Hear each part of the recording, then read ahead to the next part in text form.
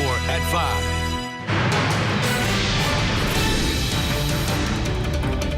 One year ago today, Hurricane Irma tore through the East Coast and the Low Country. Now we prepare for Hurricane Florence. It's important to note, though, these are two totally different storms. Up top, you can see the destruction of Irma. On the bottom is Hurricane Florence making its way right now to the East Coast. And just moments ago, the latest hurricane track was released. We want to get right to Chief Meteorologist Dave Williams for the update and anything new that you may have detected in that release. Yep, and what I like to see every 6 hours is that new update. So we got it at 5. It'll come in again approximately 11 o'clock tonight. And the changes that I've seen, not necessarily for the better. This on-time traffic report is sponsored by Fred Anderson Toyota of Charleston. We do have a disabled vehicle to tell you about. This is a very dangerous hurricane, and we do not want to gamble with a single life of a single South Carolinian. Governor McMaster addressed the state again ahead of Hurricane Florence. His press conference this morning started just as lane reversals began. Yeah, take a live look at I-26 eastbound from our Sky 4 view drone. Those lane reversals began around 11 o'clock, about an hour earlier than expected. You could see hardly a car on the road. The eastbound lanes reversed to flow traffic westbound from Charleston to Columbia. The governor did lift the mandatory evacuations in 3 counties, Jasper, Beaufort, and Colleton. Colleton County did announce schools will stay closed, though, through Friday, and roughly 1 million people are still advised to get out. Evacuations in Horry, Georgetown, Charleston, Dorchester, and Berkeley County still in effect. However, some say they are not completely prepared for Florence despite the governor's warnings. I've never been through a hurricane, so I want to see a little bit of what's going on, and then at the last minute I'll leave because I want to be safe. I haven't done any preparations. I have a lot of tips on what to do, but as preparations go, no, not at all. If you are evacuating, know your evacuation zone. You can find this map on the South Carolina Emergency Management Division's website. Well, part of the effort to make sure people can evacuate as quickly as possible includes reversing those lanes. Highway Patrol, other agencies working the interstate right now. ABC News 4's Bill Burr live tonight near the interstate where a lot of people are taking advantage of it now. Bill? Ashley, indeed, we are on I-26 near Aviation Avenue. As you can see, this is a pretty good view of the traffic coming out of the Charleston area. Now, this is what state and local authorities plan for as a hurricane threat approaches the Low Country. Working for you in North Charleston, Bill Burr, ABC News 4. Bill, thank you. Some parts of the Low Country do need a little extra help to prepare for Florence. Our Ann Emerson visited a flood-prone community. She found what's being done right now to help the low-lying areas in North Charleston. I'm in the Pepper Hill community in North Charleston, where homes have flooded before. But this time, leaders and residents hope they'll learn something from past storms as they get ready for possible high waters. North Charleston police were out delivering sandbags Tuesday. Working for you, Ann Emerson, ABC News 4. And thank you. If you live in North Charleston and do have questions or concerns, the city is urging you to give them a call. That number 843-740-2800. Again, 740-2800. And don't forget, we are always working for you. Our meteorologists are tracking the storm around the clock. Download the ABC News 4 and First Warning weather app for the newest developments, as well as closings and cancellations. This is Fox 24 Morning News at 7. A live look this morning at Capitol Hill as the sun rises on Election Day. Polls just now opening. Already early voting numbers have been record-breaking in this important midterm election. CNN's Natasha Chen live in D.C. this morning just as voters are headed off to those polling locations. It's going to be a busy day. Natasha, good morning. In 2014, a little more than a third of eligible voters actually voted, and that's only marginally better than what we saw in 2006 and 2010. But with this year's high enthusiasm and early voting numbers, it'll be interesting to see whether 2018 is the year that breaks that low trend. After months of stumping and hitting the campaign trail, live on Capitol Hill, Natasha Chen, back to you. Thank you, Natasha. This morning we'll be taking a look at some of the biggest races happening in our state today. It's expected, of course, to be a tight one between Katie Arrington and Joe Cunningham in that 1st Congressional District representative race. We'll also talk about the record-breaking race for governor between current Governor Henry McMaster and, of course, opponent James Smith. There are a number of services offering free rides to the polls all day. How and where you can catch a ride to cast your vote. Plus, election security has been a concern since the 2016 election. What officials are doing to ensure this year's midterms are fair and accurate. First, though, meteorologist Emily Gracie. She is here. And Em, we got that fog out there still. Yes. Already seeing people lining up at the polls. So will weather play a factor in today's election? Well, that fog could certainly play a factor, and it's not impacting everyone. Some spots are actually sunny right now. Other spots are experiencing some denser fog. I want to show you on our map here where it is. We'll talk about when those storms arrive and how long they'll stick around. That's coming up. Overnight, got our hands on some of the newest absentee voting numbers. They are pretty eye-popping. Our Brody Hart's live out at a polling location on Johns Island this morning. And Brody, what's the latest? You've been in contact with Charleston County election officials getting some updated numbers. What are they saying so far?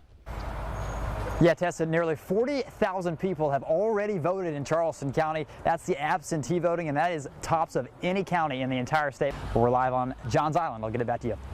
So that's encouraging. That is very encouraging. Really long line there. Brody will be watching for Joe Cunningham at that polling place this morning. He's on his way there. The Democrat spent Monday on the campaign trail, and we caught up with him at a rally at the International Longshoremen's Hall, where he was joined by former Charleston Mayor Joe Riley, as well as many other Democratic faithfuls. Also caught up with Cunningham's opponent, Katie Arrington. She was out in full force on the campaign trail all day Monday. She told us that she was excited, of course, to see those high in-person absentee voting numbers. If anything, on this election, I am so excited to see so many people using their right to vote. People died for our right to vote, and it's beautiful to see. I don't care what side, it's a beautiful thing. Arrington's going to cast her vote in Somerville this morning. Be sure to follow Caroline Balchunas and our own Ann Emerson on social media. They're following the Cunningham and Arrington campaigns throughout the day. Of course, election security has been a hot topic, especially since the 2016 presidential election. Fox's Brett Larson looks at how officials are making sure that today's elections are fair and accurate. Election security is certainly on the minds of voters as they head to the polls across the country. In New York, Brett Larson, Fox News. This Traffic Authority report on the 8th is sponsored by Joy Law Firm. Well, good Tuesday morning to you. Taking a wide look at all of the major highways across the Lowcountry. Coming up next, we'll take a look at drive times along 526. Tessa? All right, Megan, thank you. Still ahead this morning, we have College of Charleston Political Science Chair Gibbs Knotts in the studio to talk to us about some of the biggest elections happening today across the state. And in non-election news, it's only the beginning for Thomas Ravenel. What happened when he appeared in front of a judge? This morning, the Fox 24 News at 8. A massive police presence, helicopters over a usually quiet neighborhood overnight. While we're learning about that search for a missing person.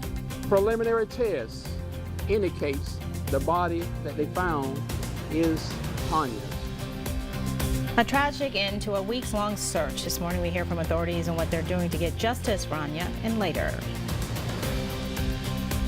You're never too old to try something new. An age ain't nothing but a number. How these ladies are breaking barriers and inspiring others. Have you ever seen a dress completely made out of condoms? No. Well, you're gonna. Coming out the how and why the College of Charleston took a taboo topic and turned it into a fashion show. Enough is enough. That's what one man said after his packages were stolen off his front porch multiple times. How he took matters into his own hands. Neighbors in one Lowcountry town say they're seeing more crime than ever. How social media could affect that spike. A proposed change coming to a busy stretch of Lowcountry Highway. Coming up, Brody Hart going to tell us how your drive to work could get a bit easier. Plus, lost and found, the unlikely story of a selfless gesture. Why one family says their faith in humanity has been restored.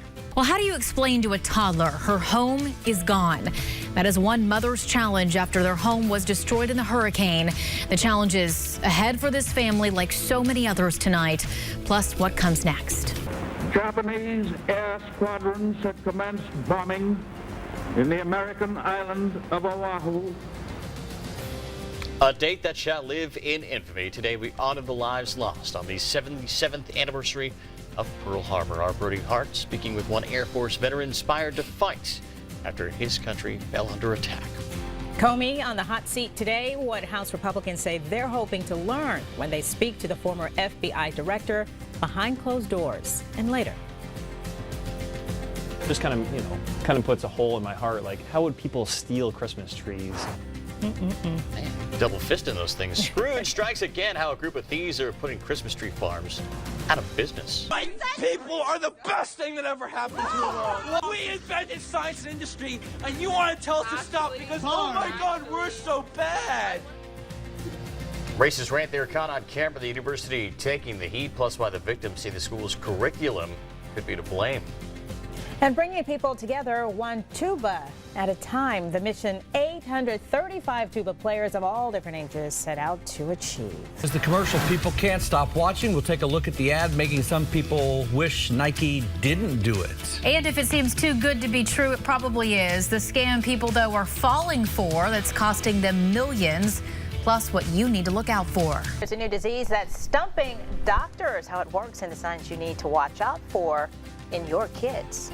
And a recent study found some unsettling pollutants in the fish that you might be eating. What researchers found in certain low-country areas.